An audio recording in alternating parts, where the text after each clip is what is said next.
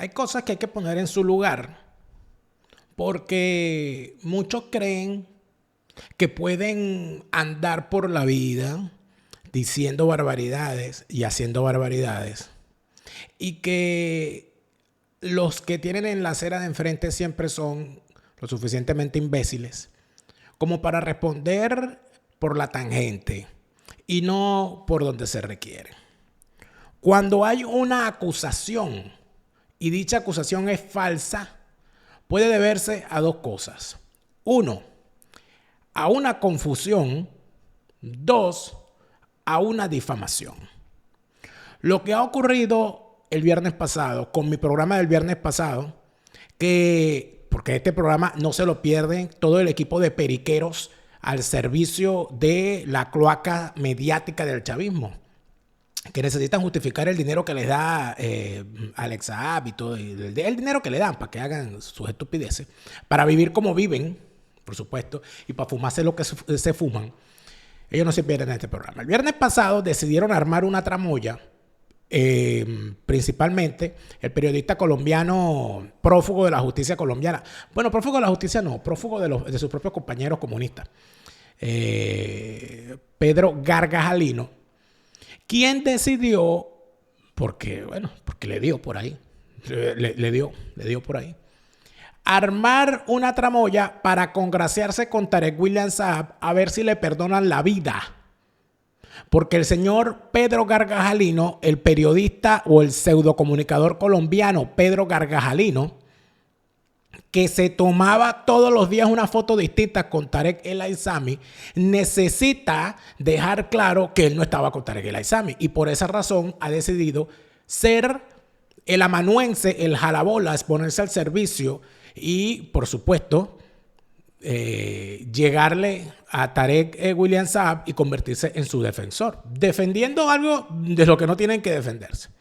Me han acusado desde el viernes pasado en todas las redes sociales y en los medios de comunicación que controlan de haber amenazado a Tarek William Saab. Como les decía al principio, cuando hay una acusación falsa, puede deberse o a una confusión o puede deberse a una difamación. En este caso, estamos en presencia de las dos cosas. Estamos en presencia de una confusión y estamos en presencia de una difamación. De una difamación porque están diciendo que yo amenacé a Tarek William Saab. Eso es una difamación. ¿Y la confusión dónde está? En que ellos creen que yo tengo los mismos vicios que ellos. En que ellos creen que yo voy a caer en las mismas cloacas que ellos y ellos de verdad están confundidos conmigo. En tal sentido, lo que a mí me queda hacer hoy es mostrar la evidencia, hacer el contraste entre lo que dicen y lo que yo dije, y además de eso, ir a donde hay que ir. Porque aquí lo importante no es lo que diga yo, ni lo que diga esa pandilla de periqueros al servicio del chavismo. Aquí lo verdaderamente importante es que hay víctimas, es que hay victimarios, es que hay crímenes. Y esos victimarios y esos crímenes van a tener que verse con la justicia. Quieran o no quieran, estos muchachitos periqueros, buenos para nada, malos para todo, al servicio del sistema comunicacional, de la cloaca chavista, de la cloaca de propaganda chavista. De eso va este programa 848, porque yo llevo 848 programas cagándome en el alma de todos ustedes. Y hoy, lunes 6 de mayo del año 2024, no va a ser distinto. ¡Arrancamos ya! Fuera de Orden es presentado por Hispanidad, abogados y asesores. En España, el bufete número 1 en extranjería, obtención de nacionalidad española y asilo. Hablemos de Escocia en castellano, tus viajes a Escocia en tu idioma. Tu asesor Gustavo, en Estados Unidos la mejor póliza, la que compraste ayer. La segunda mejor, la que compras hoy. Mañana puede ser demasiado tarde. Carelis Bustos y su novela La vida es el mismo infierno, la cruel cotidianidad. Zaida Belén Martínez y lo bello de Venezuela en su libro Lo que me dio la luna. Eternity es previsión funeraria, acortando distancias en los momentos difíciles. Cochino dinero, cuando la riqueza es políticamente incorrecta y los políticos incorrectamente ricos. Un libro de Boris Ackerman a la venta ya en Amazon. Cars by Eli, tu primer vehículo en el estado de la Florida con Cars by Eli, bueno, bonito, barato y financiado.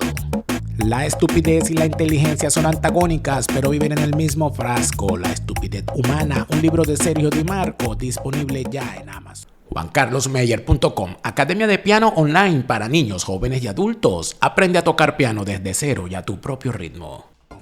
Tecnicurso.com, tus cursos técnicos online. Tecnicurso.com. Daniel Lara Faría.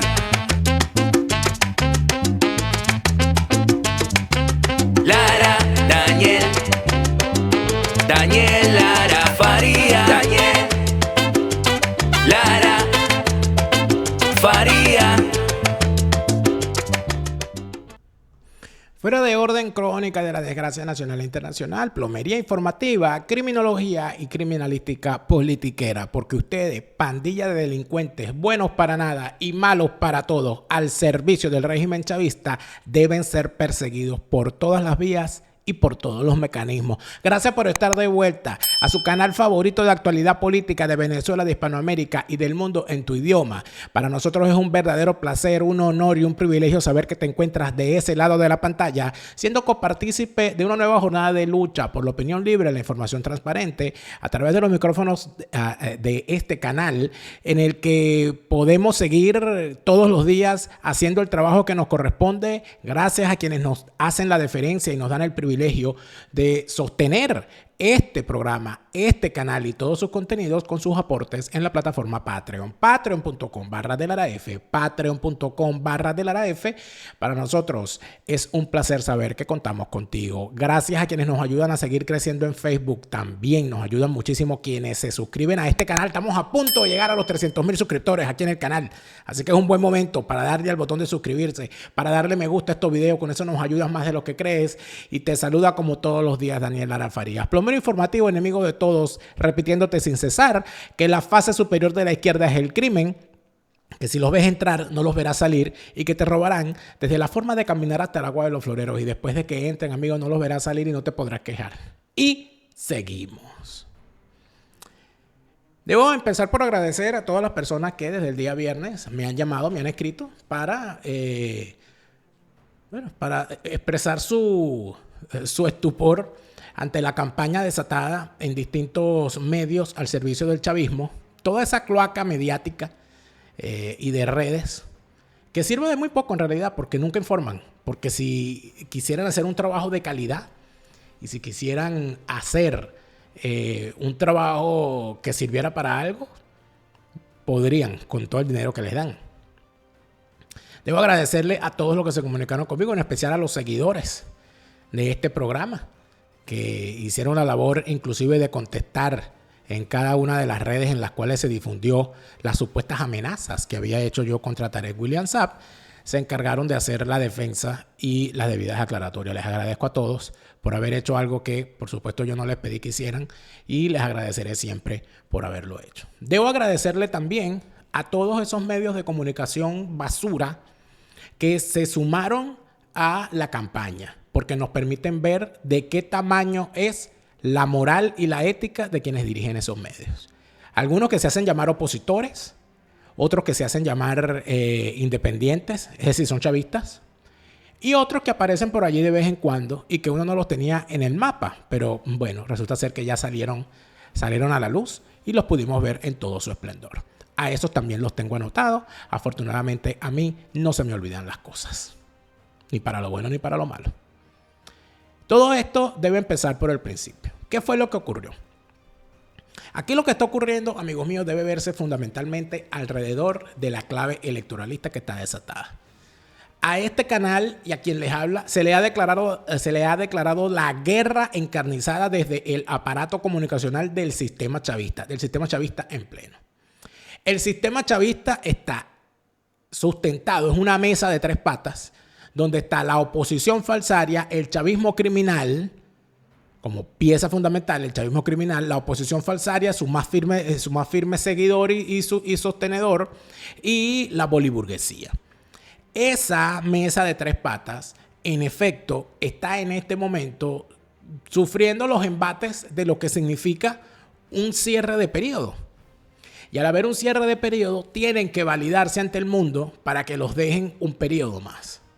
necesitan que quede la mesa en pie, pase lo que pase el 28 de julio del año 2024.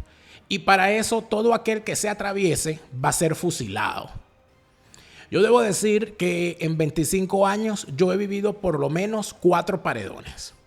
Me tocó vivir el paredón del 2015 cuando señalé en aquel momento desde los micrófonos de Radio Caracas Radio que el evento electoral que se armaba para ir a escoger una Asamblea Nacional era un caramelo envenenado, pues aunque teníamos la posibilidad de ganar a pesar del sistema electoral existente, ese triunfo se vería torcido por estar infiltradas las planchas opositoras por personajes infames de dudosa moralidad que al momento de llegar a la Asamblea Nacional se iban a convertir en nuestros peores enemigos.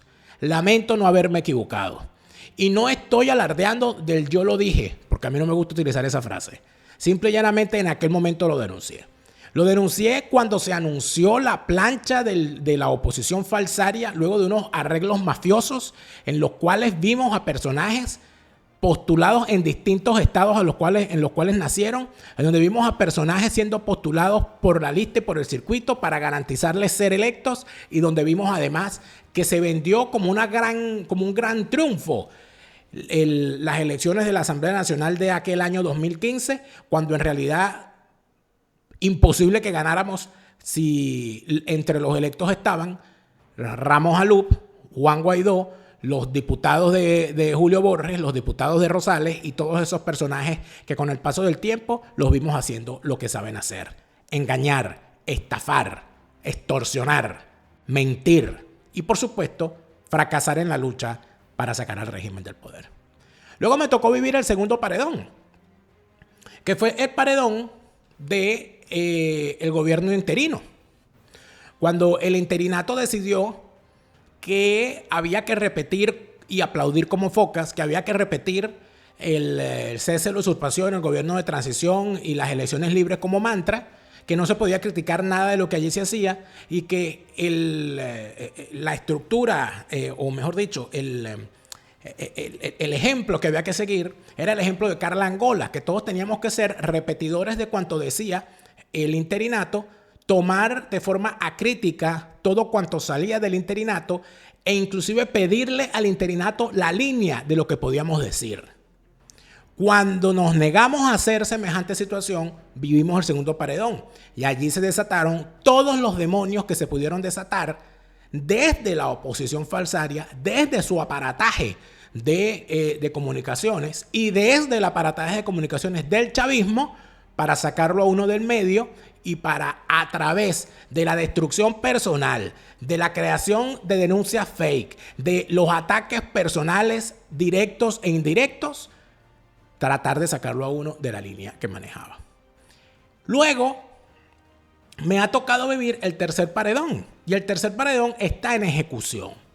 Ese tercer paredón arrancó cuando la señora María Corina Machado Parizca, primera de su nombre, última de su estirpe y brillo luminoso de su linaje, decidió que ella se despojaba de toda la radicalidad que había cubierto sus carnes durante los años anteriores y que se iba a convertir en la portaestandarte del nuevo electoralismo, en el que se engañó a la gente diciéndole que ella no era candidata presidencial, sino que ella se estaba postulando unas primarias para escoger un nuevo liderazgo opositor. Luego la señora salió y dijo que sí, que ella era candidata, pero que ella no era igual que los demás. Luego la señora salió y dijo que no estaba inhabilitada. Luego la señora salió y dijo que sí estaba inhabilitada y que su candidata era Corina. Y luego apareció Edmundo González Urrutia. Señalar todas esas cosas, por supuesto, me ha expuesto a mí durante todos estos meses a ser carne de cañón, bueno, o es lo que ellos han querido hacer, porque yo de víctima no tengo ni actitud ni ganas de serlo y nunca lo he sido y nunca lo seré.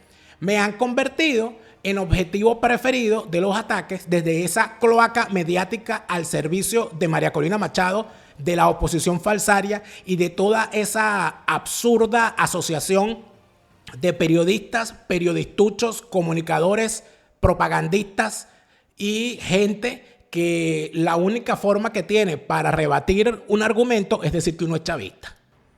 Como si eso fuese poco, tengo que aguantar y soportar que en esa maldita cloaca mediática que es venezolana de televisión agarren mis contenidos de forma ilegal, los corten y los peguen y los utilicen en los malditos programas que dirigen, donde está el drogómano y dipsómano de Mario Silva, donde está el desajustado mental del periodista colombiano Pedro Gargajalino y sus cachimbos, todo ese poco de atajos de periqueros, y donde está, por supuesto, el capo del narcotráfico acusado en los Estados Unidos, Diosdado Cabello, utilizando los contenidos de uno, porque como ellos no pueden decir cosas que uno sí dice, y como ellos no tienen la capacidad de hacer lo que uno hace, pues ellos se roban el contenido, porque al fin y al cabo, lo que son unos grandes ladrones y unos grandes delincuentes.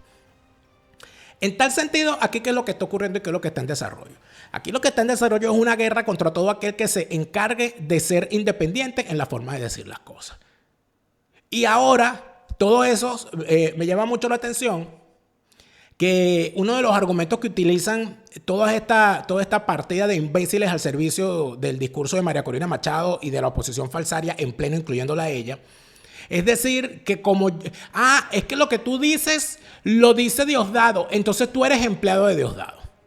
Ahora quisiera yo saber cómo es eso, que me dicen ellos lo que me dicen y me dice el chavismo lo que me dice. Tendría yo entonces que asumir que si me dicen palangristas unos y me dicen palangristas los otros, quiere decir que ellos sí son los mismos, porque me ven a mí como su enemigo.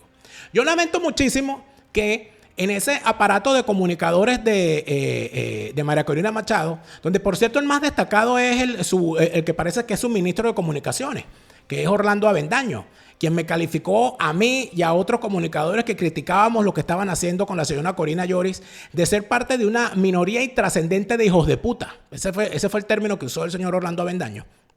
Minoría intrascendente de hijos de puta. Jamás se ha visto Orlando Avendaño llamando hijos de puta a ningún chavista.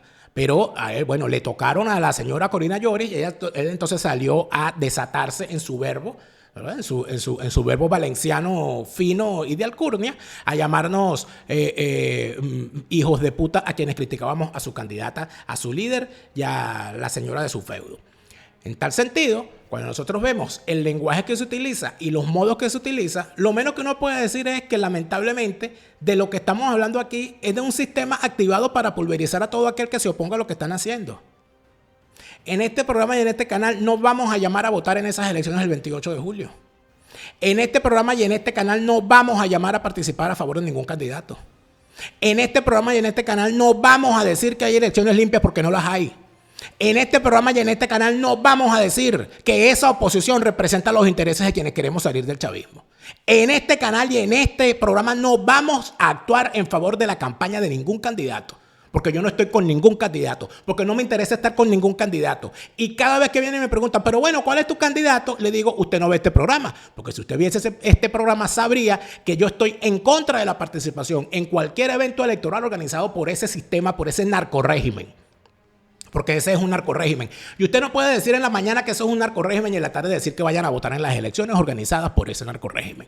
Esa es mi posición y no va a cambiar. Y no va a cambiar.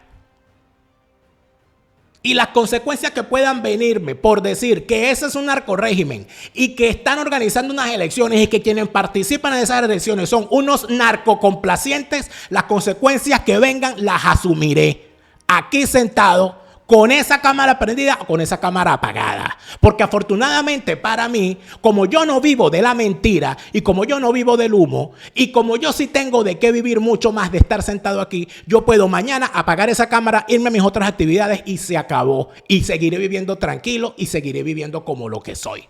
Porque ni soy un delincuente, ni soy un narcotraficante, ni soy un propagandista, ni soy un imbécil que se va a poner a insultar a los demás porque no piense que hay que participar en esas elecciones. Por eso es que se desata la que se desata. Por eso es que me han acusado de todas las cosas que me han acusado todos estos días y todas estas semanas. Por eso es que hay la cantidad de sicarios mediáticos disparando por todas las redes.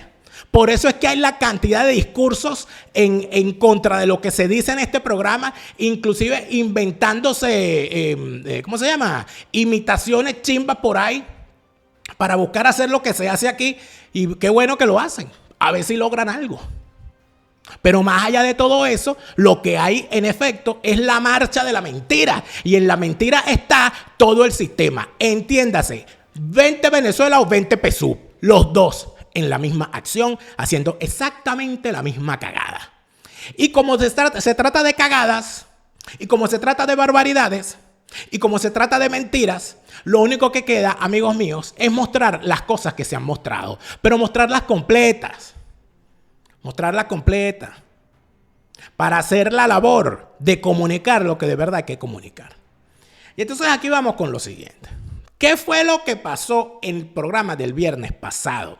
En el programa del viernes pasado hablamos de la acción del señor Tarek William Saab, fiscal general del régimen chavista, quien colocó en su, o decidió en su performance de la semana pasada poner a hablar a un tipo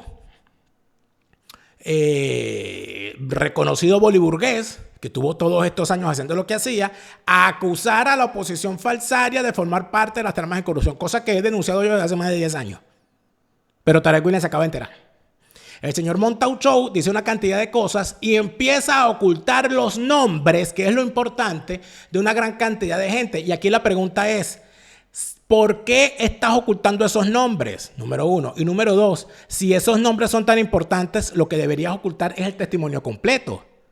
Y lo único que deberías hacer es llevar ese testimonio, si es que es real, ante el juez, para que ese señor que está ahí frente a una cámara llamado Samar López diciendo todo lo que dice, diga eso frente a un juez y tenga la capacidad y la posibilidad de defenderse con sus abogados. Y la fiscalía la capacidad de demostrar todo de lo que lo están acusando. Basado en eso, yo hice el señalamiento. Esta es la primera parte de mi señalamiento y la comparación que hice con Danilo Anderson, comparación que mantengo. Vamos a ver exactamente sin edición lo que dije completo en esa parte del programa. ¿Qué clase de empatía has tenido tú con la familia de Óscar Pérez? ¿Qué clase de empatía has tenido tú con la familia de Ronald Ojeda? ¿Qué clase de empatía has tenido tú con la familia de los combatientes asesinados? Los combatientes que acompañaban a Óscar Pérez asesinados junto a él luego de haberse rendido. ¿Qué clase de empatía has tenido tú con la familia de Fernando Albán? ¿Qué clase de empatía has tenido tú con la familia de Juan Pablo Pernalete, al cual dijiste que lo habían matado a sus propios compañeros? Ni siquiera le has pedido perdón a la familia de Pernalete, ni mucho menos a sus compañeros a los que acusaste de ser asesinos. ¿Qué clase de empatía has tenido tú con nadie? Maldito, si tú eres una sabandija de tu más tierna edad. ¿Cómo puedes hablar tú de Dios y de empatía si tú eres un demonio? Si tú eres un ente satánico. Si a ti te tienen reservado un espacio bien grande ahí en la Quinta Paila para que te lancen de culo. Porque te van a lanzar desnudo y de culo para la Quinta Paila. Y te va a esperar el diablo con el cacho parado. ¿Cómo te atreves, chico? ¿Cómo te atreves tú? De verdad, esos asesores que contrataste, esas sabandijas que contrataste que te están sacando los reales para intentar convertirte en una estrella que nunca has logrado ser, te están quitando los reales, te están estafando y te están dejando en ridículo. Y de paso te están exponiendo. Porque tienes un olor a Danilo Anderson, pana. Tienes un olor a Danilo Anderson. Porque a Danilo Anderson lo mataron ustedes. ¿Cuándo? Cuando intentó convertirse en una estrella. Y a esta novela que ustedes están escribiendo le falta un muerto. Esta novela que ustedes están escribiendo le falta un muerto porque ustedes son unos criminales. Tarek, te van a hacer lo mismo que le hicieron a Danilo Anderson por el camino que vas. Y esto no es una amenaza porque yo no tengo poder, yo no soy un criminal, yo no soy un delincuente. Estoy observando los hechos. Y ustedes saben que quien mató a Danilo Anderson fue Chávez. Quien mató a Danilo Anderson fue Chávez, es el único que tenía el poder para hacerlo. ¿Por qué? Porque les estaba removiendo las cosas que no querían que les removiera. ¿Por qué? Porque el tipo se creía que él era el dueño del poder. ¿Por qué? Porque el tipo creía que desde su posición de fiscal especial para investigar el 11 de abril, él podía poner de rodillas al poder económico al cual Chávez quería utilizar para sus fines. Y el capo era Chávez. Y Chávez dijo, lo matan. Y punto. Y se me calla todo el mundo. Y le echa la culpa a aquel. Y me cago sobre todo. Ten cuidado, Tarek. Porque queriendo ser estrella vas a terminar estrellado. Mira todo lo que han pasado. Ustedes son unos criminales.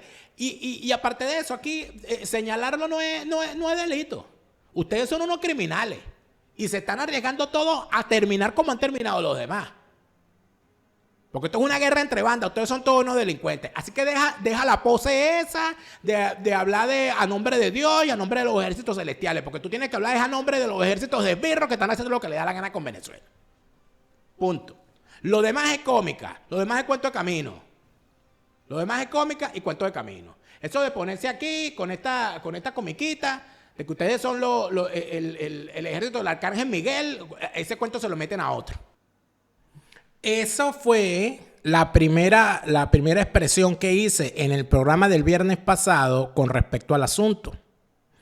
Claramente, cualquier persona que tenga criterios se da cuenta de que allí no solamente no hubo una amenaza, hubo una descripción de unos hechos y claramente dije que yo no tengo cómo amenazar. ¿Quién puede amenazar a alguien? Uno puede amenazar a alguien si uno es capaz de ejecutar esa amenaza, si no es un hablador de paja. Y en tal sentido señalé lo lógico. El señor Tarek William Saab, al mostrar un video de Samark López ocultando los nombres de los empresarios que él está acusando, está dejando la puerta abierta a la extorsión.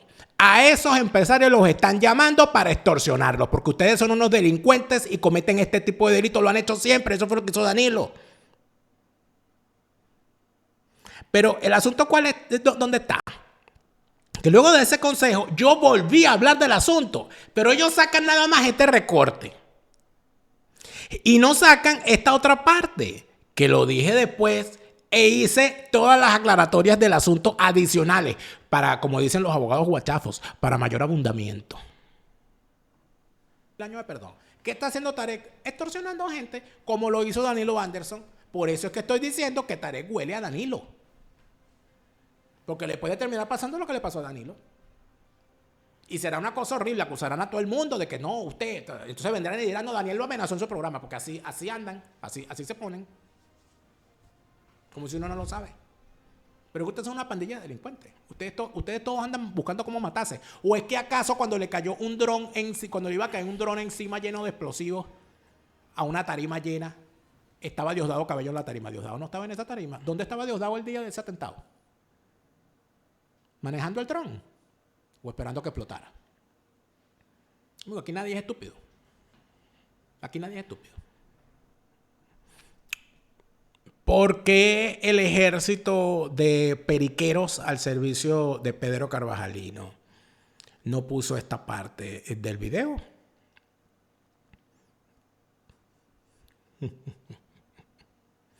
Pero en todo caso, yo no tengo que defenderme de nada.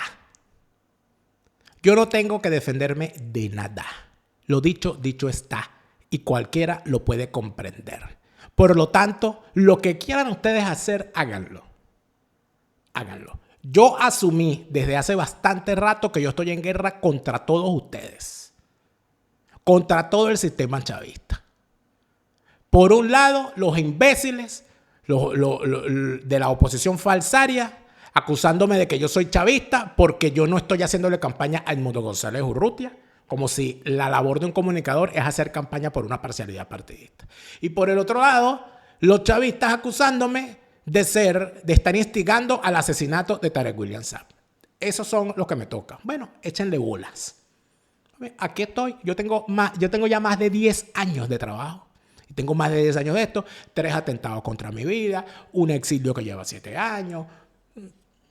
Lo que me toque. Si yo quisiera dejar de hacer lo que hago, podría en este momento tranquilamente apagar esta cámara e irme a hacer todas las cosas que puedo. Porque yo sí tengo oficio. Yo sí tengo una profesión. Yo sí sé hacer cosas. Yo sí tengo que vivir. No como los periqueros estos que lamentablemente a lo que se tienen que dedicar es o a ser propagandistas o a ser jalabolas. Pero más allá de todo eso, a mí me llama poderosamente la atención que aquí que estén ocurriendo ciertas cosas que son como raras, ¿no?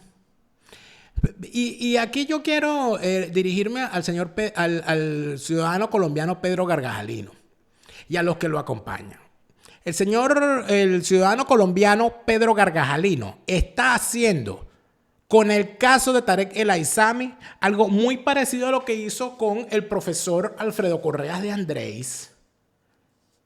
El profesor Alfredo Correa de Andrés tenía como el jalabolas más cercano en Colombia, Alfredo Correa de Andrés, tenía como colaborador más cercano al ciudadano colombiano Pedro Gargajalino, supuesto militante del Partido Comunista Colombiano. El señor Pedro Gargajalino era el supuesto asistente amanuense, se le metió al profesor Alfredo Correa de Andrés. El señor Alfredo Correa de Andrés, un día desdichado, fue asesinado. Pero antes de ser asesinado, varios militantes del Partido Comunista Colombiano cercanos al profesor Alfredo Correa de Andrés empezaron a ser perseguidos, empezaron a ser detenidos, menos Pedro Gargajalino. Asesinan al señor Alfredo Correa de Andrés y Pedro Gargajalino aparece nada más y nada menos que en Venezuela. Distintos ciudadanos colombianos. Eso estamos hablando que eso fue yo creo que eso fue por el año 2001, por ahí, ¿no? O más atrás. Eso debe haber sido como en 2003, 2004, por ahí. Como 2003, 2004. ¿Qué terminó ocurriendo? Este señor, este profesor de Andreas, Correa de Andrés, Correas de Andrés, es asesinado luego de tener al lado como más cercano al colaborador a su compatriota colombiano, Pedro Gargajalino. Y Pedro Gargajalino aparece entonces en Venezuela y hace lo mismo que hizo en Colombia, se infiltra. A Pedro Gargajalino lo tienen en Colombia como un agente al servicio de los grupos de inteligencia. Porque lo que dicen los comunistas es que qué raro que jodieron a todo el mundo y Gargajalino se fue y no le pasó nada. ¿Qué es lo que esta gente afirma? Que el infiltrado de los servicios de inteligencia de los paracos era Gargajalino. Gargajalino se va para Venezuela y qué cosa tan rara que el señor era el jalabolas más cercano de Tarek El Aissami y vuelve a pasar lo mismo. Se pegan a Tarek El Aissami y Gargajalino sobrevive otra vez. Y la gran pregunta es, Gargajalino dice que él huyó de Colombia porque a su querido profesor lo mató Uribe.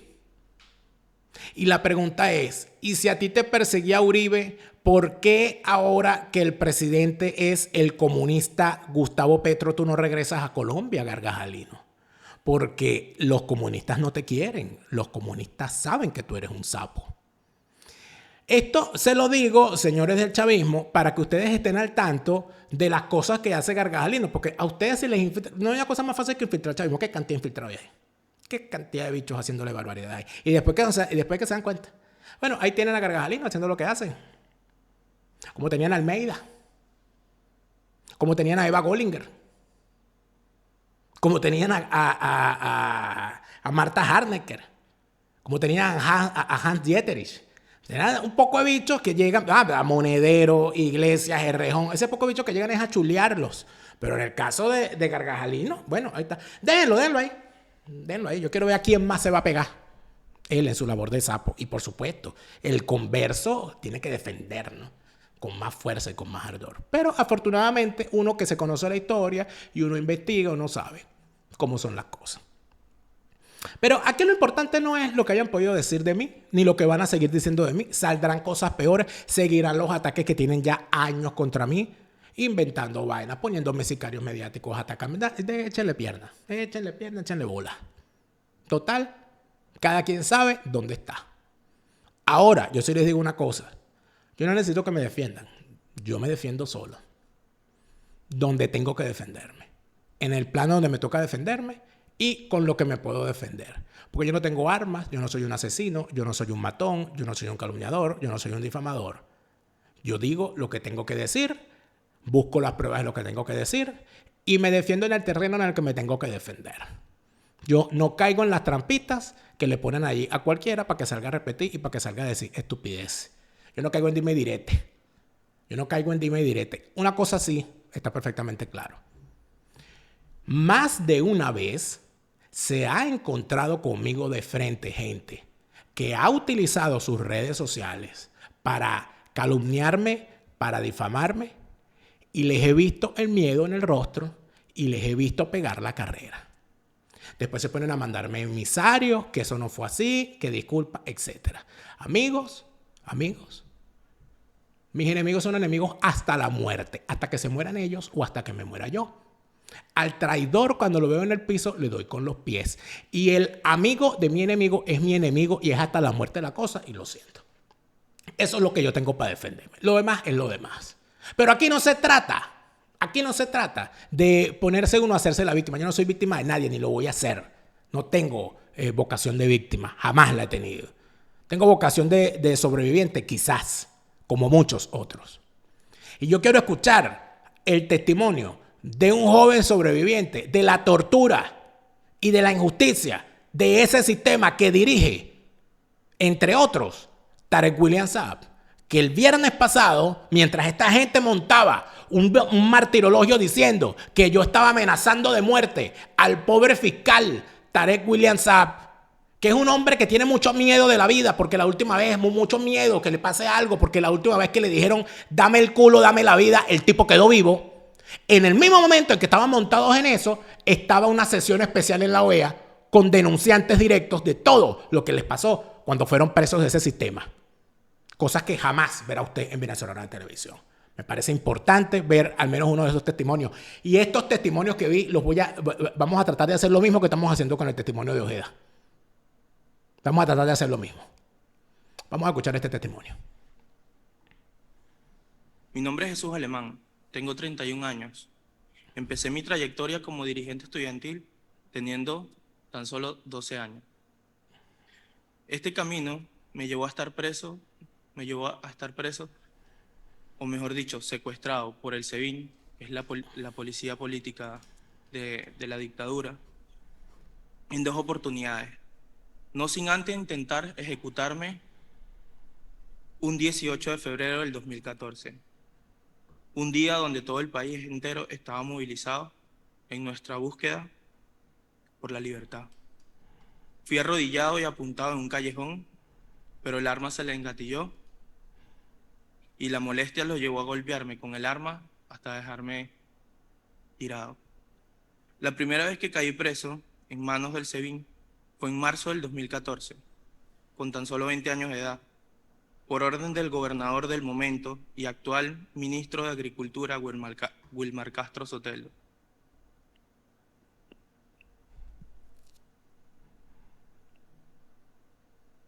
Fui golpeado y aislado y torturado como sus principales métodos de tortura. Logro salir ese mismo mes con la amenaza de no involucrarme más en política, pero para mí era más importante intentar rescatar nuestro país con la lucha no violenta, que el miedo que ellos querían sembrarme. Nadie merecía estar preso por pensar distinto o querer un mejor país. Durante todo este tiempo estuvimos activamente luchando por la libertad de nuestro país en diferentes actividades, incluyendo una huelga de hambre en la Plaza Bolívar de Chacao, para exigir la fecha de las elecciones parlamentarias que para ese momento estaban bloqueadas. Para ese momento nos sumamos a los distintos mecanismos y actividades que se planteaban desde el Parlamento: protestas, movilizaciones, referéndum revocatorio, recogidas de firmas, y en el 2017 estuvimos activamente organizando y participando en las protestas pacíficas. El 18 de enero del 2018, pocos meses después que cesan las protestas en el 2017, un día cualquiera, me interceptaron 2 vehículos con varios funcionarios y armas largas y fui secuestrado por el SEBIN, la policía política de la dictadura, a cargo del comisario jefe territorial de Los Llanos, Raúl Antonio Machado.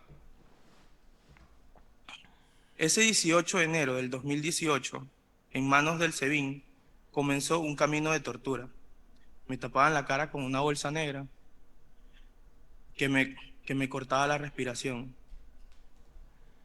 Ponían algo alrededor de mi cuerpo, que era especie de una goma espuma,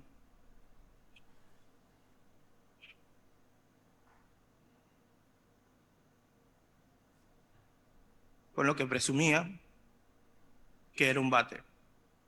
Me golpeaban la cabeza, me aturdían y esa faja también me la colocaban en la cara, en la cabeza, para golpearme, sin hablar de las torturas psicológicas, como que mi vida no valía nada. Me decían que cada aplauso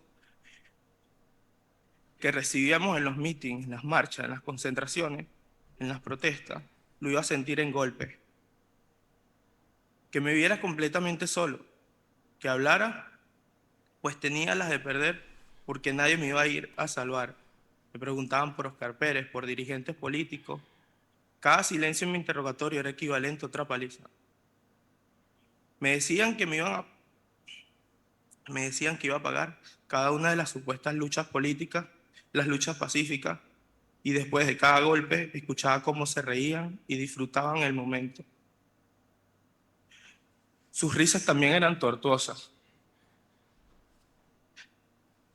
para hacerme sentir el poder, como ellos le llamaban. Me mojaban en el suelo y me daban descargas eléctricas en la espalda y en el tórax. En esos momentos solo podía pensar en mi familia, mi novia y en todo mi equipo. Solo eso me daba fuerza para seguir aguantando.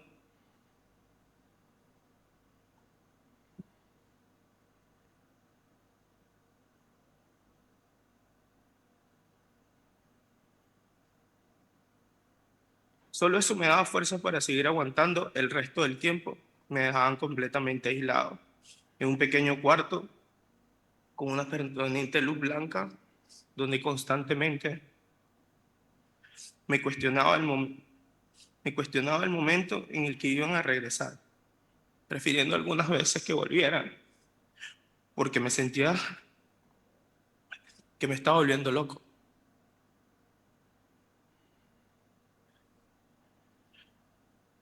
Sin saber si alguien sabía de mi paradero, ni mi familia sabía de mi estado físico, en que mi madre dormía en la calle fuera del SEBIN y yo no lo sabía. Violando todos mis derechos, me presentan a la semana en los tribunales. Solo allí entendí que caí preso por segunda vez. Ellos no solo me acusaban de ser activista político, sino que también me incriminaban en delitos que no cometí, utilizando todo el sistema judicial, falsificando pruebas, falsos testimonios y manejando todos los cuerpos policiales a su antojo.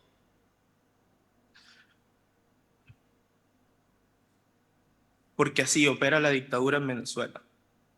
Me obligaron a firmar cualquier cantidad de papeles que nunca pude leer. Me dictan privativa de libertad y cambio de centro de reclusión. Ese laxo entre el SEBIN hasta el día del traslado fue lo peor, pues ellos necesitaban darme una despedida. Luego de todas las torturas que sufrí en la base territorial del SEBIN, de Los Llanos, a cargo del comisario Raúl Antonio Machado, me trasladan a una cárcel común, Campo Lindo. Allí vi que la muerte de una persona vale solo una palabra. Por solo equivocarte, decirle leche a la leche y no decirle vaquita, es un disparo en el pie. Un patero, como lo llaman comúnmente en los penales, o la mantequilla, tienes que decirle resbalosa, ¿no? Eso como ejemplo, de esas dos cosas como ejemplo. Allí entendí que lo que es bueno o normal en la calle, dentro de un penal de Venezuela, es completamente malo y es pagado con la vida. Y lo que es bueno dentro de la cárcel, en la calle, en la sociedad, no lo es. Que la vida de cada uno de los que estábamos allí está en manos de un PRAN, lo que es en Venezuela un líder de los delincuentes. En una cárcel vivíamos en condiciones inhumanas. Todas las necesidades fisiológicas o aseo, cuando eran permitidas, las hacíamos a través de un ducto que colapsaba y llegaba el agua hasta las pantorrillas. Me enfermé con lo,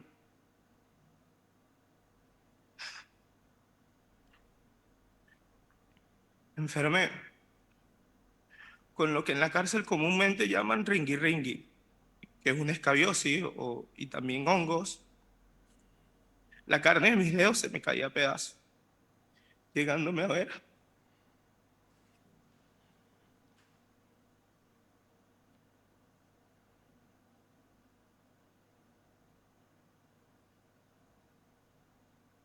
Llegándome a ver hasta los tendones de mis dedos, de los pies. me limitaba a caminar, no podía caminar. Me negaron en todo momento asistencia médica solicitada por todos los mecanismos regulares y hasta solicitada por el Colegio de Médicos. Las condiciones sanitarias eran deplorables, había más de 40 casos de tuberculosis. Dormía al lado un exfuncionario policial que cada vez, cuando salía por las noches, en complicidad de la dictadura, y ajusticiaba a quien estuviera en una lista. Eran los sicarios de la dictadura. Yo no dormía porque en ocasiones en la noche me mandaban a tirar gas lacrimógeno en la parte donde me encontraba y me gritaban: aguanta, guarimbero. Guarimbero, para los que no conocen, para quien no entienda, nos decían a todos los que protestábamos pacíficamente en contra de la dictadura. Un claro mensaje de alerta. En las mañanas era normal que amaneciera alguno puñalado. También viví un motín donde presencié cómo el custodio que intentó resguardarme le dieron un disparo en la cabeza y yo caí con él sin saber si yo tenía otro también.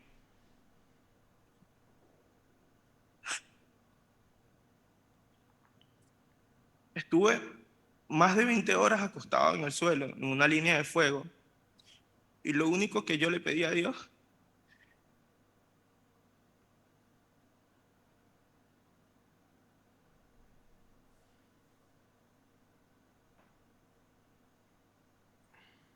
era que no fuera a explotar una granada cerca de mí, que si moría, pedía morir entero, y al levantarme y ver que a mi alrededor habían quedado 3 granadas sin explotar, supe que Dios estuvo escuchando, y me escuchó y estuvo allí conmigo.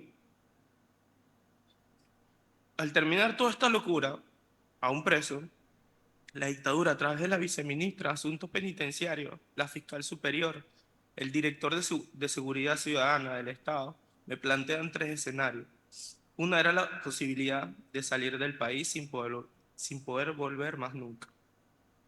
Cualquiera de las opciones que implicara quedarme, sabía que significaba volver a la tortura, el aislamiento y hasta la muerte. Una mañana inesperada,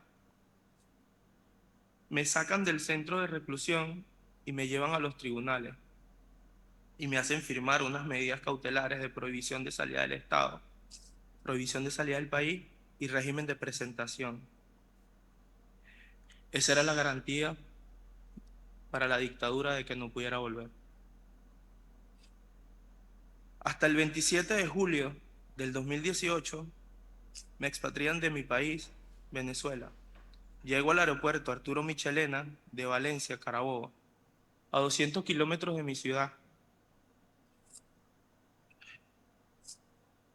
Y ya esperando en la fila de embarque para montarme en el avión, se me acercan unos funcionarios del SEBIN, que es el Servicio Bolivariano de Inteligencia Nacional, y me llevan.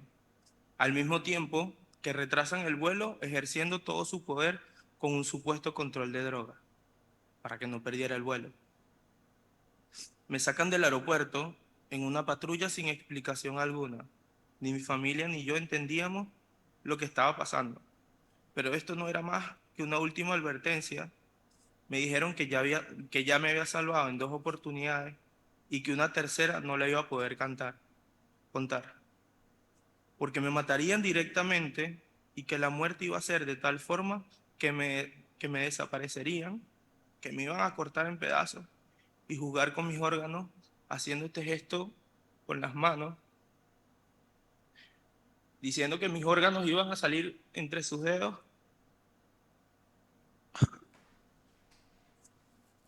Luego de 2 horas, me llevaron al aeropuerto y salí desterrado de mi país. Ya había violado mis 3 medidas cautelares. Este gesto me robó el sueño, me mantuvo con miedo y me atormentaba. Estando en el exilio, ese Jesús no podía dormir, que en ocasiones no sabía si estaba muerto o en una pesadilla. Ese joven despertaba en las calles o en una parada de autobuses, hasta en ropa interior, deambulando y sonámbulo y aterrado. Siempre tuvo este gesto en mi cabeza. Pero este gesto también es la dictadura que le arranca el corazón al pueblo y a las familias venezolanas. Para darle miedo y someterlo al hambre, someterlo a la necesidad, a la represión, a la tortura, a la muerte y a la falta de libertad.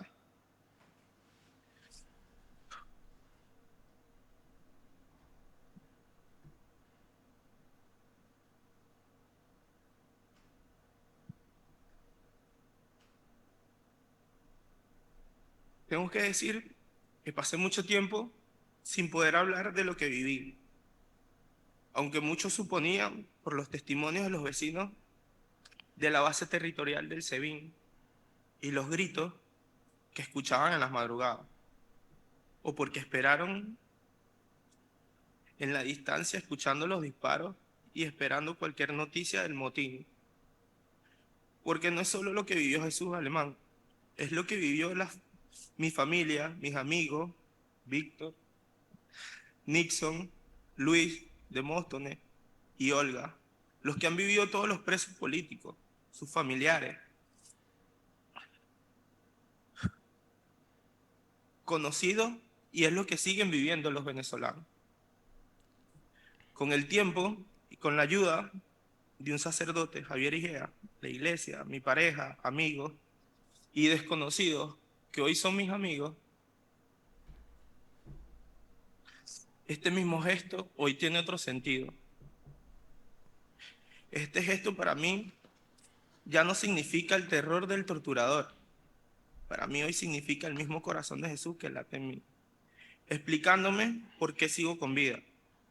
Este gesto me recuerda que tengo un propósito y aunque hoy ya no puedo volver a Venezuela porque me encarcelan o me matan, este gesto me recuerda que me salvé de la tortura física, de la ejecución, de las terribles noches de apuñalados en la cárcel común y de un motín donde quedé vivo en medio de decenas de cadáveres y granadas sin explotar.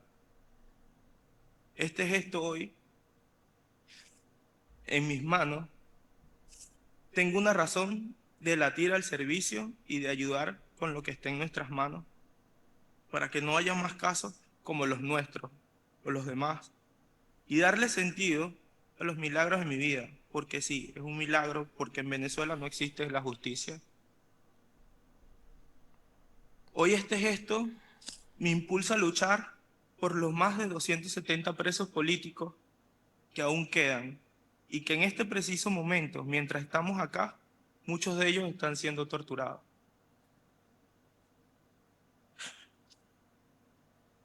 Este gesto me lleva a acompañar a la familia de los presos políticos que son torturados, a los que le niegan la visita por meses y años. Allí, este gesto late. Este gesto late para dar mi testimonio y agradecer la vida, la libertad, aunque sea fuera de mi amada tierra. Para agradecer la luz del sol, el aire puro y el abrazo de mis seres queridos. Este gesto late como recordatorio de la razón de servir y luchar por Venezuela, incluso desde el destierro. Este gesto late porque cuando puedo dormir en paz, a pesar de las cicatrices del pasado, porque estoy concentrado en el presente y puedo reconocer el milagro de estar vivo, pero este gesto late, no gracias a la dictadura de Nicolás Maduro, sino a causa de que entendí que aunque me sienta vulnerable, hay que alzar la voz por los que siguen allá.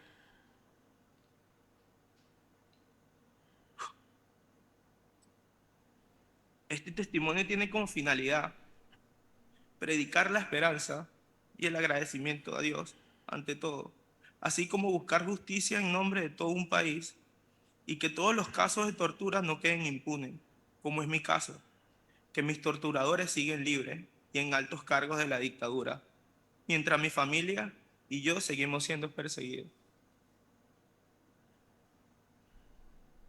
Gracias.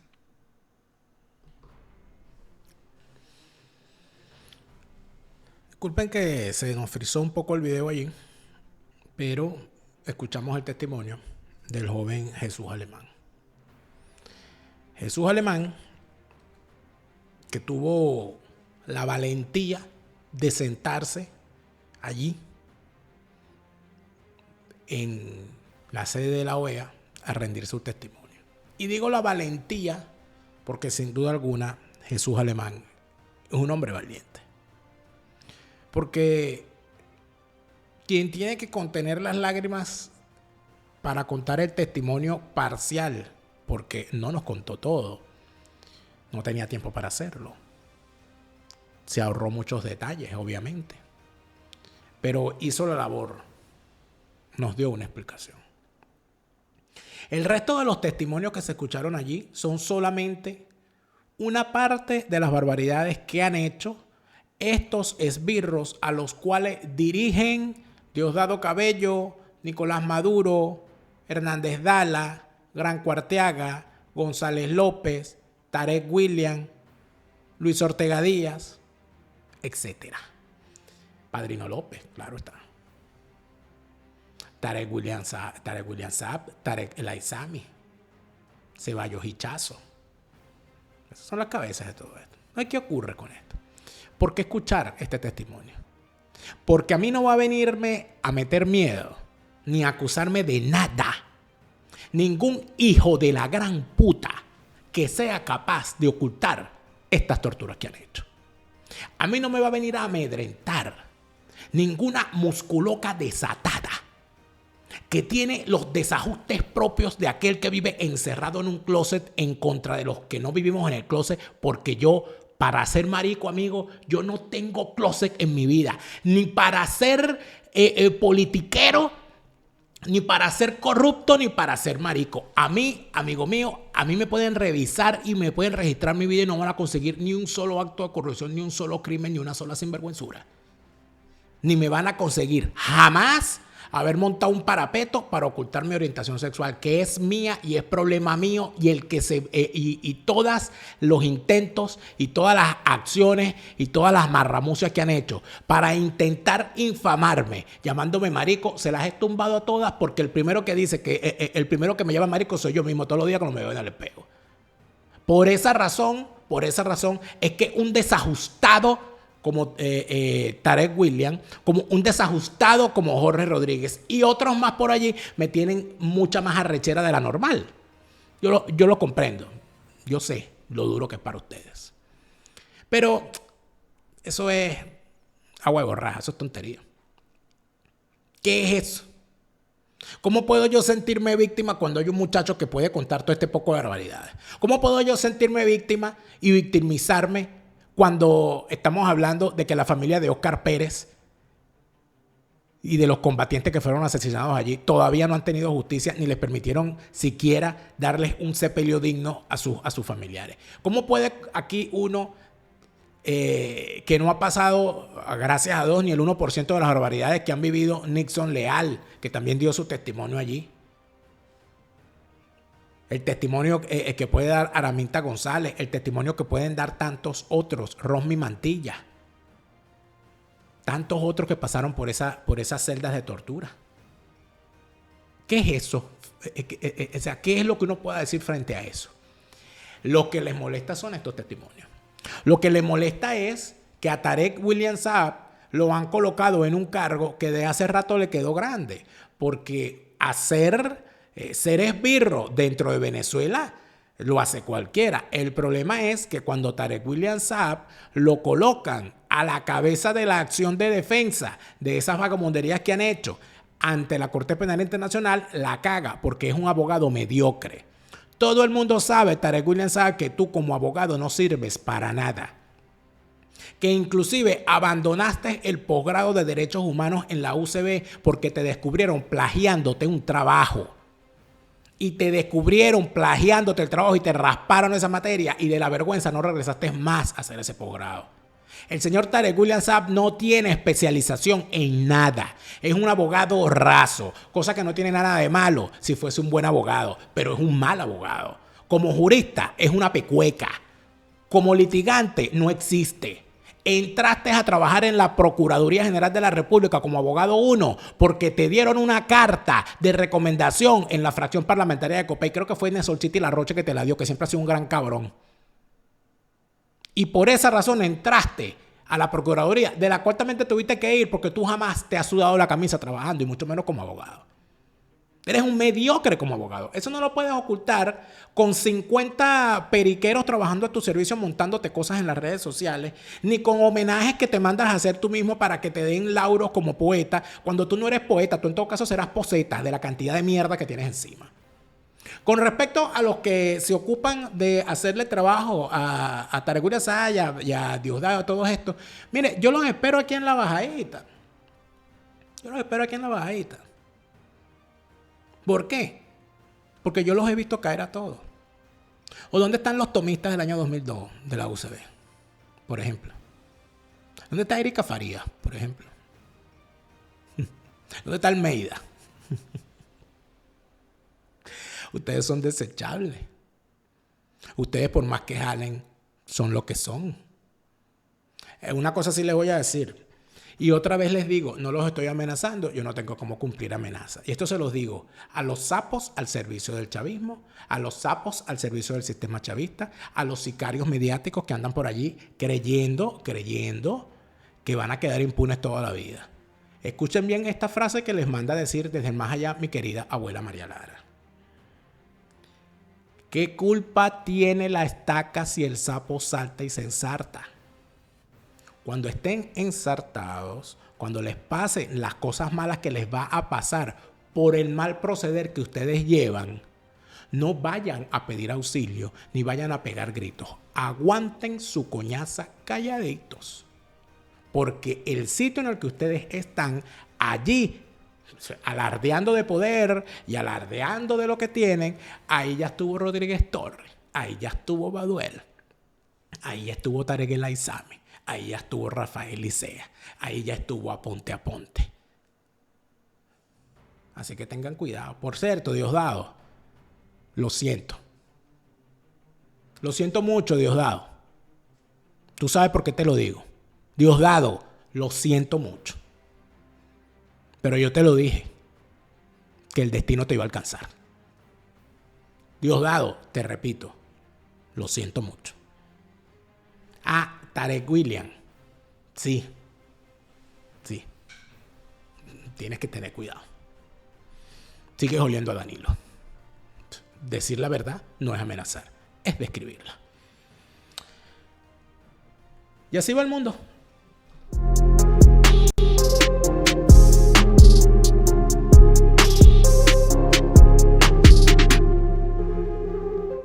Y así va el mundo, segmento exclusivo de nuestros patrocinados de forma exclusiva por nuestros amigos de Hispanidad, abogados y asesores, el bufete número 1 en materia de extranjería en España. Israel, que está siendo acusado por toda esta mafia de sinvergüenzas mediáticos de que son un país genocida, es el único país del mundo que yo conozca que anuncia una ofensiva militar para que los civiles salgan. Increíble. Israel le ha dicho a los habitantes de Rafah, vamos a bombardear esa ciudad para sacar objetivos terroristas. Por favor, salgan. Lo ha dicho. ¿Cómo pueden acusarlo entonces de genocida? Si ellos han dicho que van a actuar y le han pedido a la población civil que salga. Viene la acción en Rafah, van a sacar van a rescatar a los secuestrados que puedan rescatar, van a acabar con los focos terroristas. No hay alto al fuego porque la gente de Hamas se niega a un alto al fuego, pues lo que está diciendo Israel es que no va a haber alto al fuego hasta que no regresen los rehenes a sus casas. Y Hamas dice que van a matar a los rehenes, cosa que no salen en los medios de comunicación, porque los medios de comunicación están dirigidos por desajustados también periqueros, así como Gargajalino. El sapo Gargajalino, el sapo rojo. Bueno, así más o menos. Como una cosa súper extraña, el ministro Oscar Puente, que es la nueva estrella del gobierno de Pedro Sánchez, ha acusado a Javier Milei de drogadicto. Palabra más, palabra menos. Dijo que era un drogómano, que estaba bajo los efectos de sustancias. Y entonces aquí es donde uno se pregunta de verdad cuál es el nivel al cual quiere llevar Pedro Sánchez su gobierno. Porque a medida que pasan los días, o sea, lo baja más, lo baja más, lo baja más, lo baja más. El tipo ya se metió antisemita de frente. Luego de su antisemitismo, entonces ahora el tipo, ¡pah!, contra Milei. Bueno, estamos hablando evidentemente de unos tipos que están a la deriva. España en este momento tiene un gobierno a la deriva. La pregunta es, ¿cuánto va a durar esa deriva? Javier Milei ha respondido con altura, debo decir, con un comunicado bien contundente, donde además de eso pone en su justo lugar a cada uno de los personajes del gobierno de Pedro Sánchez, y además de eso responde como debe responder un estadista. No diciéndole a Pedro Sánchez diciéndole perro, sino enseñándole el collar. Le quedó muy bien la respuesta a Javier Milei. En Australia, recuérdense que hubo una situación bastante grave en la que fue asesinado a cuchillada o atacado a cuchillada un sacerdote en plena misa. Y quien lo hizo era un joven de 16 años. Acaban de agarrar a otro. Bueno, a este sí lo cayeron a tiros porque la cosa está bien delicada. Y era un joven de 16 años que al parecer también se había radicalizado. Y había sido denunciado por los propios musulmanes, porque los propios musulmanes están asustados de la radicalidad de algunos bichos y dijeron, mire, este bicho anda desatado. Y el tipo había herido ya a un ciudadano y cuando intentaron detenerlo, el tipo se negó a la detención y atacó a los funcionarios y le pegaron su tiro y lo mandaron a visitar a Alá. Ojalá Alá lo tenga ya bajo custodia. Y en el caso de Brasil, en Río Grande do Sul, la zona cercana fronteriza a Uruguay y Argentina, ha tenido unas graves inundaciones que tienen esa zona bastante conmovida, ¿no? De laves gravísimos que no se habían visto desde los años 40 del siglo XX. La situación es bastante delicada y muchos muertos, muchísima gente damnificada y una situación bastante grave que tiene siempre el gran problema para los que la sufren, que es el convencimiento de que el gobierno lo va a dejar morir de mengua, mucho más si es Lula, que seguramente se inventa allí una gran obra para robarse los reales, porque así son los izquierdistas, siempre pensando en nombre de los pobres los multiplican. Y en México, la gente que decide que en México se puede ir a hacer turismo, a 3 turistas les dieron matarilerón. Los secuestraron y los asesinaron, aparecieron sus cadáveres y resulta ser que ahora nadie sabe qué fue lo que pasó. Detuvieron a un tipo, esta gente andaba en Baja California, porque aquí parece que hay gente que le parece cómico, le parece chévere ir a visitar estos destinos que están en manos del narcotráfico. Yo no sé si es porque tienen vicios que los narcotraficantes pueden saciar o si es porque no quieren su vida y de verdad creen que es una aventura ir a un país peligroso y salir con vida. Le pasó a esto, entiendo que eran dos australianos y un estadounidense, y la situación por supuesto llama la atención gravemente sobre los riesgos de ir a países que están pasando por situaciones graves como las que está pasando México, con el control que en las calles tienen las bandas del narcotráfico. ¿Seguirán viajando para allá como si cualquier cosa los viajeros del riesgo? Ya veremos. Pero en todo caso, amigos míos, así va el mundo, cortesía de Hispanidad, abogados y asesores. En España hay cosas que solo un buen abogado puede resolver. Hispanidad, abogados y asesores lo sabe y por eso están allí para representarte en toda España. Hispanidad, abogados y asesores lleva tu caso de asilo de forma responsable y atenta de principio a fin con un comprobable récord exitoso en sus representaciones. Hispanidad, abogados y asesores te representa además en materia laboral, penal y te acompaña en toda la ruta legal a recorrer para la construcción de tu pequeña empresa. Hispanidad, abogados y asesores en España con todas las de la ley. Yo, amigos míos, les digo que a diferencia de otros que están pedidos en todas partes del mundo por sus actos delictivos, yo sí puedo ir a Escocia. Y por eso es que estoy preparándome ya para volver a Escocia, porque este verano voy a Escocia a ponerme mi falda escocesa y a flipar escuchando a los gaiteros. Tengo por ahí una selección de videos que hice de distintos gaiteros que pude escuchar en mi paso por Edimburgo, que lo voy a compartir pronto en mis redes sociales. Hablemos de Escocia en castellano, prepara tus viajes a Escocia en tu idioma, pero también te permite a través de su podcast enterarte de las maravillas que hay en esa tierra y a través de su libro ir preparando todo lo que quieres hacer. Hablemos de Escocia en castellano, tus viajes viajes a Escocia, pero en tu idioma.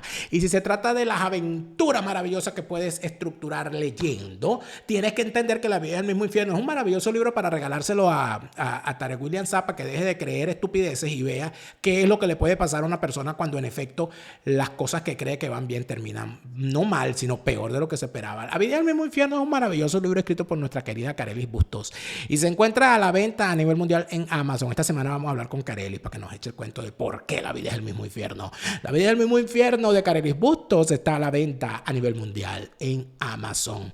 Con tu asesor Gustavo también hablaremos pronto, para que nos actualice de cómo están las cosas con respecto al mercado de los seguros en los Estados Unidos, donde él tiene una importante participación, está cada vez más sonado. Tu asesor Gustavo está entre los mejores vendedores de pólizas de seguro en los Estados Unidos y por esa razón es que su consejo tiene validez. La mejor póliza la que compraste ayer, la segunda mejor la que compres hoy, mañana puede ser demasiado tarde. Asegúrate bien con tu asesor Gustavo y en cualquier parte del mundo tu asesor Gustavo puede ayudarte a tener la póliza de seguros de viajes que necesitas, sea donde sea que estés, sea donde sea, para donde vayas. Tu asesor Gustavo, asegúrate bien. Y si se trata de nuestros amigos de Eternity, creo que han tenido una presencia muy importante. Muchísima gente me ha escrito antes, porque es que en realidad a mucha gente la muerte le da miedo. Yo eso lo puedo entender, porque eso es un tema del que uno no quiere hablar, porque oye, es que se me pone a pensar cosas chimbas y entonces no vibro ahí, y entonces tal. Entonces me dice, mira, ¿tú crees que yo puedo hablar con la gente de Eternity? Y le digo, pero por supuesto, habla con ellos. ¿Por qué? Porque los que tenemos familiares en Venezuela siempre pensamos en que en algún momento va a llegar. Todos nos vamos a morir y para morirse lo que hay es que estar vivo. Y lo mejor que se puede hacer es ser previsivo. Estructurarnos en función de vivir nuestro duelo con las fases que corresponde al momento que ocurra el fallecimiento, en vez de andar pendientes de préstame unos reales para pagar el velorio, que no tengo para pagar la cremación, que es la cuestión. Todo eso se encarga Eternity. Entonces, con una suscripción mensual por persona asegurada en Venezuela, usted paga una cifra bastante módica cada mes y le permite tener la previsión funeraria en caso del fallecimiento de ese familiar afiliado. No deje esas cosas para después. Eternity te permite tener todo eso previsto. La previsión funeraria de Eternity es algo que de verdad nos cae de perlas a quienes estamos fuera de Venezuela con nuestros familiares allá. Eternity, previsión funeraria, acortando las distancias en los momentos difíciles. Bueno, aquí hay que decir que muchísima gente pretende que uno caiga en la deriva en la que caen algunos, donde cuando quieren responder a las barbaridades que son capaces de decir algunos personajes, consideran que sus respuestas solamente pueden ejecutarse en el plano de la mentira o en el plano de las tonterías. Yo creo que la verdad es lo suficientemente contundente como para hacerle al chavismo lo que requiere, que es mostrarlos en la plenitud de su barbaridad.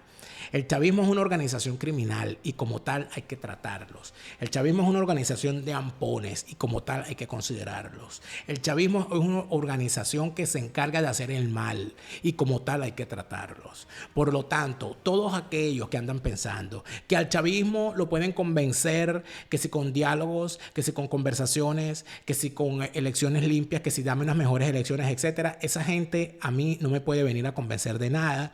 Yo no necesito que me convenzan de nada. No me interesa convencer a nadie. El que quiera ir a votar en su farsa, que vaya. El que quiera participar en sus cuestiones, que vaya. Pero lo que no tiene ningún sentido es que una persona decida insultar y calumniar a un venezolano que es opositor, que ese es mi caso, y que vengan a pretender insultarme, a decirme que como yo no bailo el baile falsario electorero, entonces yo soy chavista. O sea, yo eso no se lo acepto a nadie. A nadie. ¿Por qué? No solamente porque es un insulto, porque el chavismo es un desajuste mental, el chavismo es una discapacidad del espíritu, el chavismo es un antecedente penal, el chavismo es una enfermedad mental.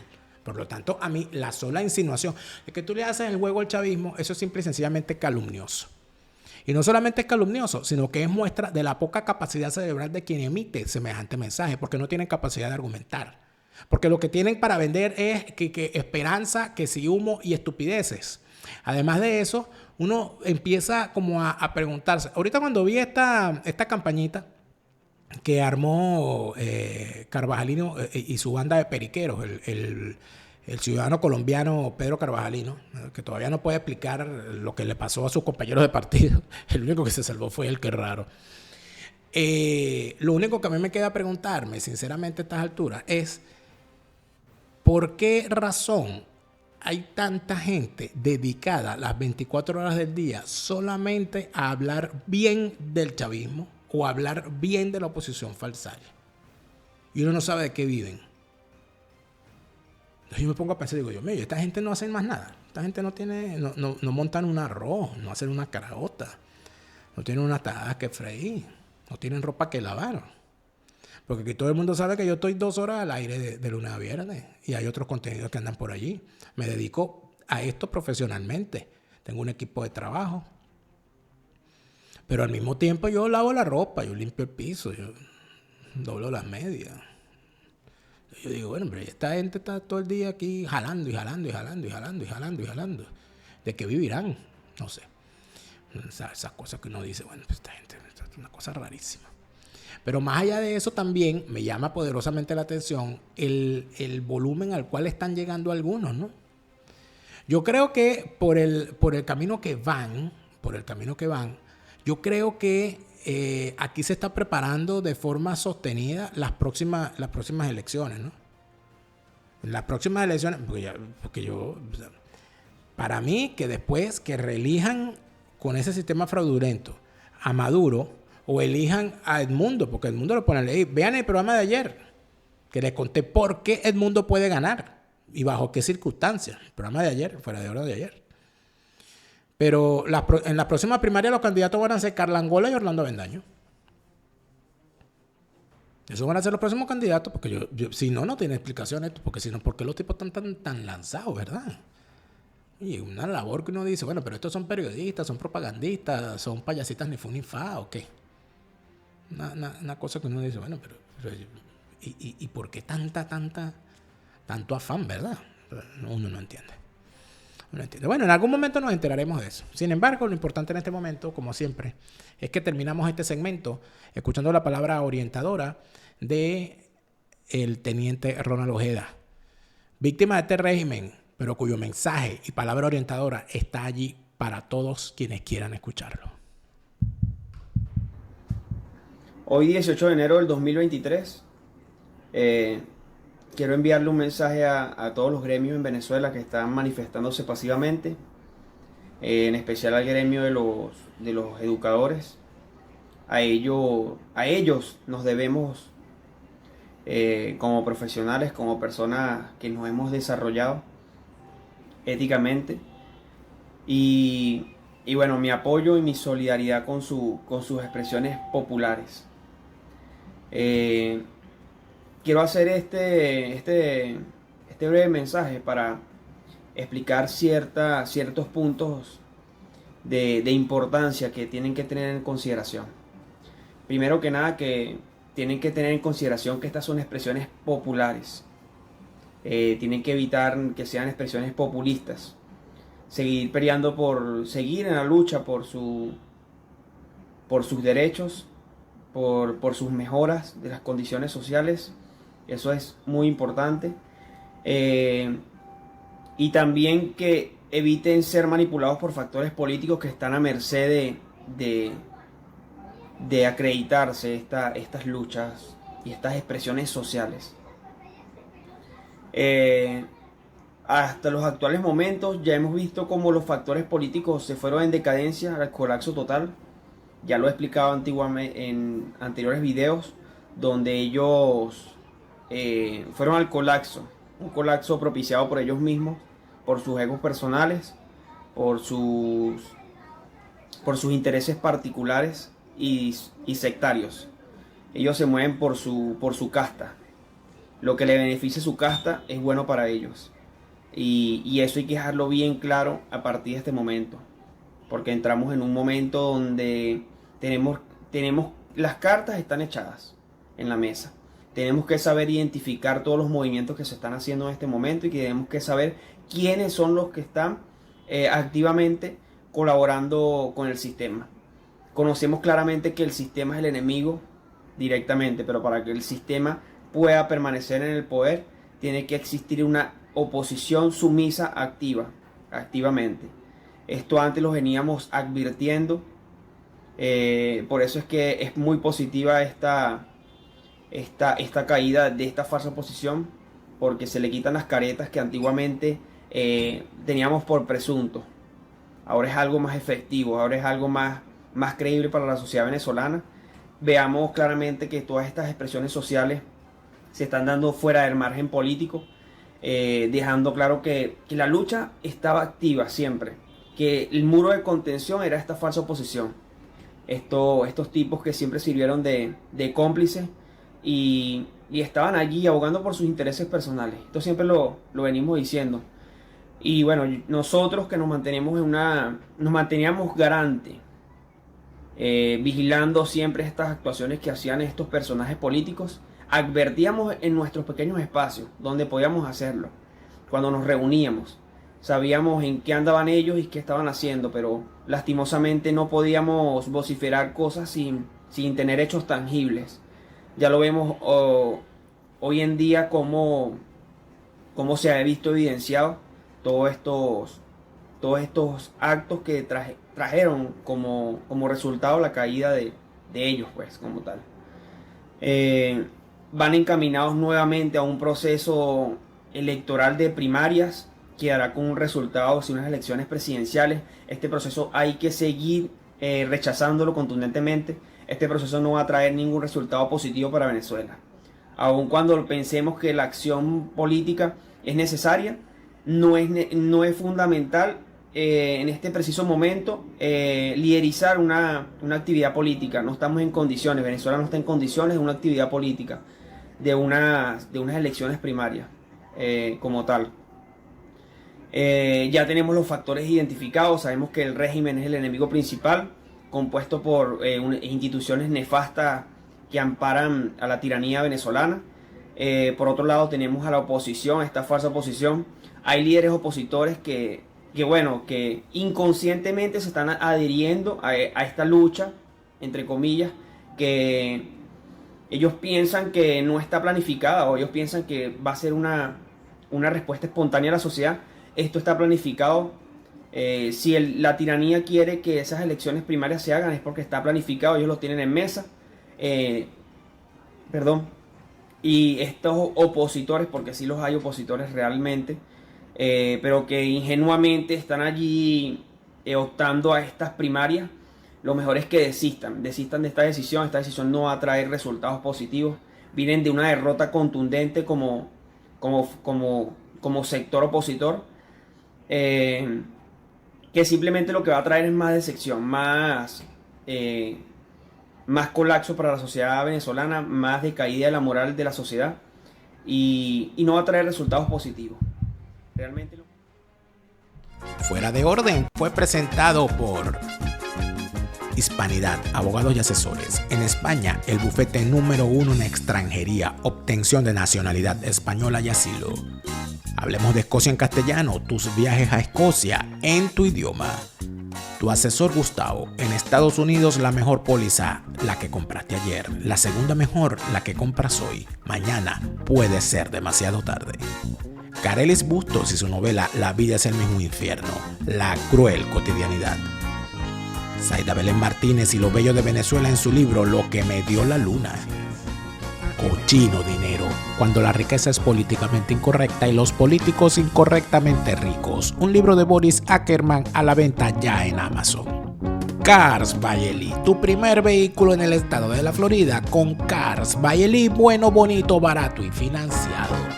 La estupidez y la inteligencia son antagónicas, pero viven en el mismo frasco. La estupidez humana, un libro de Sergio Di Marco, disponible ya en Amazon. JuanCarlosMeyer.com, academia de piano online para niños, jóvenes y adultos. Aprende a tocar piano desde cero y a tu propio ritmo. Tecnicurso.com, tus cursos técnicos online. Tecnicurso.com, Amazon. Eternity es previsión funeraria, acortando distancias en los momentos difíciles. Te lo repite, Lara Faría, Chávez se murió y no vuelve. No te deprimas, siente alegría, escucha bien lo que te estoy diciendo. Te lo repite, Lara Farías, Chávez está en